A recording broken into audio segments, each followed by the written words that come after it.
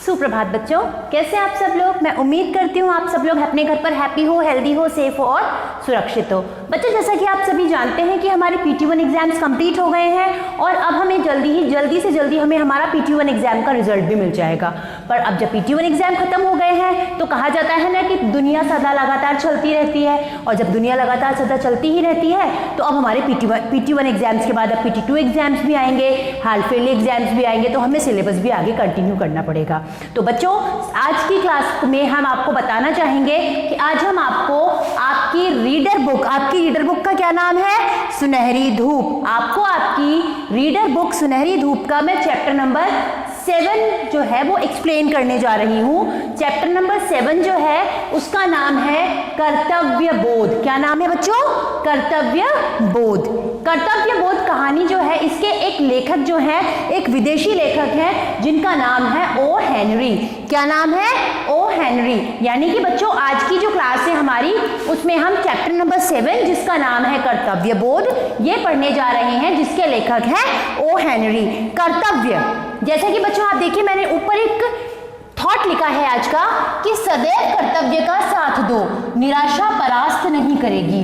कहने का मतलब, अगर आप अपने कर्तव्य को, अगर आप अपनी ड्यूटीज को प्रॉपरली तरीके से विदाउट एनी फेल फॉलो करते हो, अपने कर्तव्यों का अगर आप बिना किसी तरीके की हेर फेर किए पालना करते हो अपने कर्तव्यों की, तो आपको कभी निराशा नहीं होगी। मान लीजिए आपका कर्तव्य है माता पिता द्वारा इतनी मेहनत से आपको जो स्टडीज करवाई जा रही है, इतनी मेहनत से जो मनी अरेंज करके आपको स्टडीज करवाई जा रही है, आपका कर्तव्य बनता है एक अच्छे बच्चे की तरह उनकी बात मानना, उनकी बात मानकर पढ़ाई करना। अगर आप पढ़ाई करोगे रेगुलर, अगर आप अपने रिवीजन को प्रॉपरली टाइम टू टाइम करोगे, अगर आप अपने सारे के सारे सब्जेक्ट्स को अच्छी तरीके से पढ़ोगे, यानी अगर आप अपने कर्तव्य का साथ दोगे, तो निराशा आपको कभी परास्त नहीं करेगी। और जब निराशा परास्त नहीं करेगी तो आपको एग्जाम देने में डर नहीं लगेगा, आपका वर्क कंप्लीट होगा, और जब ये दोनों ही चीजें होंगी तो आप एक अच्छे स्टूडेंट की तरीके से समाज में, देश में, अपनी फैमिली में उभर कर आओगे और आपका रिजल्ट भी बहुत अच्छा होगा। बच्चों, आज के इसी सुविचार के साथ मैं मेरी क्लास को शुरू करती हूँ। जैसा कि मैंने लिखा है कि आज की क्लास में जो हम चर्चा करेंगे बिंदुओं पर, यानी आज हम इस स्टोरी कर्तव्य बोध के जो हाईलाइट्स पॉइंट्स हैं, एक बार सबसे पहले हम उसको डिस्कस करते हैं। उसके बाद में जब हम लाइव इंटरेक्शन में आपसे मिलेंगे, तो लाइव इंटरेक्शन में मिलने पर मैं आपको चैप्टर भी एक्सप्लेन कर रही हूँ और साथ ही साथ में आपकी प्रॉब्लम्स का सॉल्यूशन भी करूंगी। आइए बच्चों, देखते हैं सबसे पहले तो इस कहानी के मुख्य पात्र कौन से हैं। इस कहानी के मुख्य पात्र हैं जिमी और बॉब। जिमी जो है वो पेशे से एक सिपाही है, जबकि बॉब जो है वो पेशे से एक अपराधी है।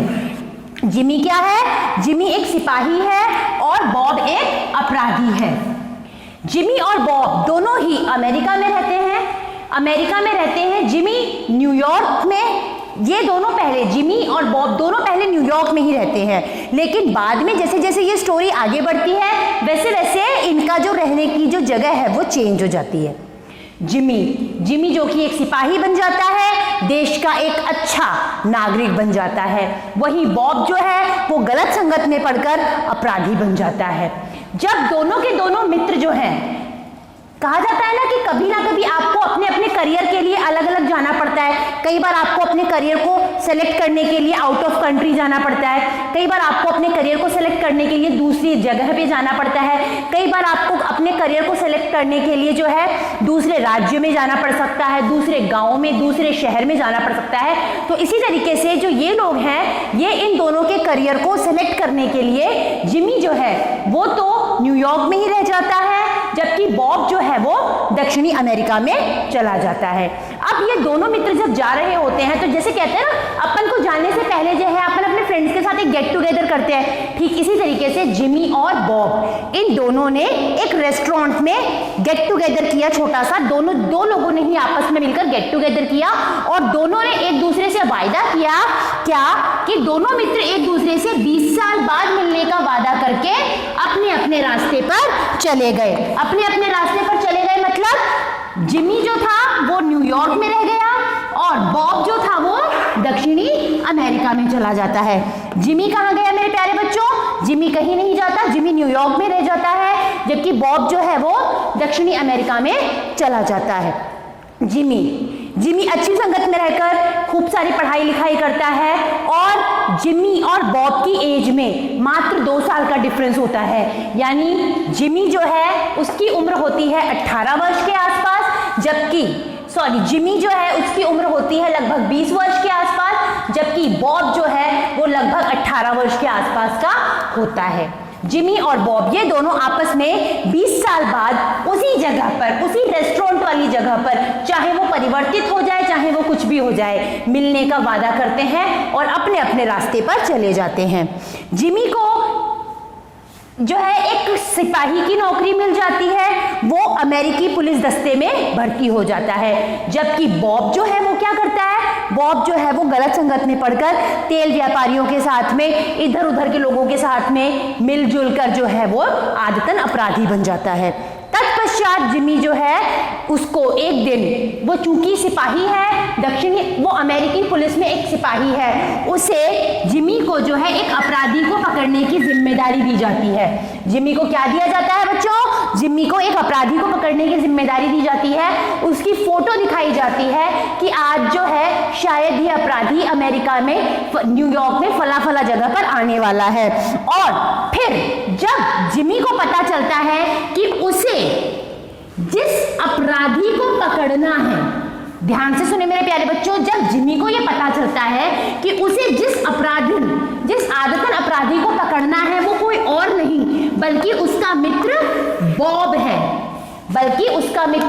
है, तो वो कंफ्यूजन की कंडीशन में आ जाता है कि किस तरीके से वो उस व्यक्ति को पकड़े, वो किस तरीके से अपने बचपन के दोस्त को पकड़े, क्योंकि आज वो दोनों के दोनों दोस्त तो मिलने जा रहे थे, लेकिन ऐसा नहीं होता है। कहा जाता है ना बच्चों, आप लोगों ने टीवीज में भी देखा होगा कि जब भी कभी किसी अपराधी को पकड़ना होता है तो उसकी फोटो सारे के सारे जगह आसपास में सर्कुलेट हो जाती है कि भाई फला फला व्यक्ति है, फला फला अपराधी है। ठीक इसी तरीके से मेरे प्यारे बच्चों, जिमी जो है वहां पर जिमी को जो जिस व्यक्ति की फोटो मिलती है और उसके बाद जिस तरीके की बातचीत जिमी के साथ में वो व्यक्ति यानी कि बॉब करता है, तो उससे वो किस तरीके से अपने कर्तव्य को पूर्ण करता है, यही इस कहानी में बताया जा रहा है। यहां पर इस कहानी में जो है अमेरिका में जिस समय न्यूयॉर्क में बहुत तेज सर्दी पड़ रही होती है, मैं आपको एक बार थोड़ी सी स्टोरी की ब्रीफिंग बता रही हूं। अमेरिका में जिस समय पर शाम का समय होता है, शाम के समय में जिस समय बहुत तेज ठंड पड़ने की, जब बहुत ठंडी ठंडी हवा चलने लग जाती है, सड़कें सुनसान हो जाती हैं, तो जिमी जिसे कि अमेरिकी पुलिस विभाग में एक सिपाही की नौकरी मिली है, वो हर एक दुकान का दरवाजा एक चौकीदार की तरीके से बजा बजा कर उसके ताले जांच रहा होता है। और जैसे ही वो देखता है 4, 5, 6, 7, 8 दुकानें आगे बढ़ता है, वहां जाकर के उसे एक आकृति, एक इंसान की परछाई नजर आती है। वो उस इंसान की परछाई को देखता है और उस इंसान की परछाई को देखकर वो वहां पर जज करने की कोशिश करता है कि ये है कौन। वो वहां पर जाकर के देखता क्या है कि एक अच्छा खासा सूट बूट पहना हुआ आदमी, जिसके गर्दन पर एक स्कार्फ बंधा हुआ है और एक हीरे का जड़ा हुआ ब्रोच उसके गर्दन में चमक रहा है, वो उसको देखता है। और फिर जो वो व्यक्ति है जिसके मुंह में सिगार जल रहा है, वो उस सिपाही को कहता है कि भैया भैया डरो मत, ज्यादा चिंता परेशानी की बात नहीं है, मैं मेरे एक पुराने मित्र का यहाँ इंतजार कर रहा हूँ, क्योंकि हम दोनों ने यहाँ पर आज से 20 साल पहले मिलने का वादा किया था। और फिर जैसे ही वो सिगार को जलाने के लिए अपने लाइटर को जलाता है, वो अपराधी, वो बॉब जो है, जो वो व्यक्ति है भूरे से लंबे से कोट वाला, वो जैसे ही सिगार जलाता है तो जो सिपाही है वो उसकी शक्ल को देखता है और फटाफट से उसे पहचान लेता है। दोनों के बीच में आपस में बातचीत होती है। वो क्या बात होती है मैंने आपको बताया। वो जो व्यक्ति है वो कहता है कि हम दोनों मित्रों ने 20 साल पहले वादा किया था कि हम इसी जगह पर आकर के मिलेंगे।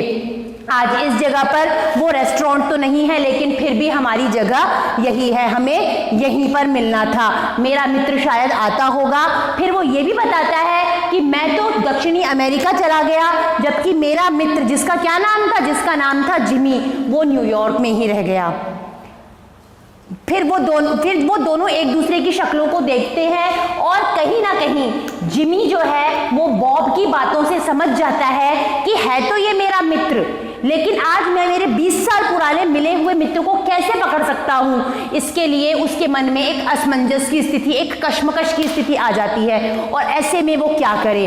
ऐसे में वो फिर वहाँ से चला जाता है और उसके दिमाग के बहुत सारे मनन मंथन के बाद वो इस निश्चय पर पहुंचता है कि दोस्ती के फर्ज से आगे उसकी नौकरी, उसके कर्तव्य का मोल ज्यादा है। और तब वो एक और सिपाही को भेजता है, एक आम आदमी के रूप में वो वहां जाता है, उससे बातचीत करता है और फिर उसे ये बताने की कोशिश करता है कि महानुभाव, आप अब से 10 मिनट पहले ही बंदी बना लिए गए हो, यानी आपको पकड़ लिया गया है अमेरिकी पुलिस के द्वारा, क्योंकि आपने बहुत सारे अपराध किए हैं।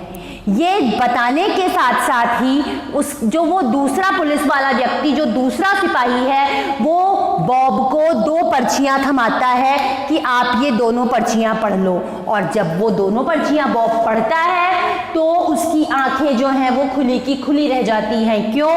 क्योंकि जिमी, जिससे मिलने के लिए वो हजारों मील दूर से आया है, वो जिमी से मिल चुका था, लेकिन दोनों के पदों में, या यूं कह लें कि दोनों के स्टैंडर्ड्स में, क्योंकि जिमी जो है वो एक सिपाही था और बॉब जो है वो एक अपराधी था, दोनों के स्तरों में फर्क था। पर इस स्तर में फर्क होने के बावजूद जिमी ने अपना कर्तव्य, अपनी पुलिस की नौकरी का कर्तव्य निभाया और खुद अपने मित्र को गिरफ्तार ना करके तुरंत उस थाने में इंफॉर्मेशन दी कि फला फला जगह पर वो आदतन अपराधी खड़ा है, जाओ जाकर तुम उससे मिल लो और फिर वो जिस तरीके की भूमिका और रूपरेखा बना रहा है उस हिसाब से तुम उसको जाकर पकड़ लो।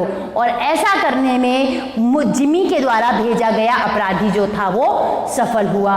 तो बच्चों, कहने का मतलब ये है, आप दोस्ती सबसे करो, लेकिन दोस्ती के कर्तव्य के आगे, दोस्ती की बात से आगे भी एक बात होती है, और वो बात होती है आपका वो कर्तव्य जो आपको आपके माता पिता ने दिया है, वो कर्तव्य जो आपको आपके विद्यालय ने सौंपा है, या वो कर्तव्य जो आपको आपके देश ने सौंपा है। आपको उन कर्तव्यों का पालन जरूर से अच्छी तरीके से और ईमानदारी से करना होता है। अगर आप ऐसा करते हो तो आप देश के एक अच्छे नागरिक, अपने जीवन में एक अच्छे इंसान और अपने माता पिता की प्रिय संतान बन सकते हो। तो बच्चों, आज के इसी सुविचार के साथ कि सदैव कर्तव्य का साथ दो, निराशा परास्त नहीं करेगी, मैं अपनी कक्षा को विराम देती हूँ। धन्यवाद, thank you and have a nice day.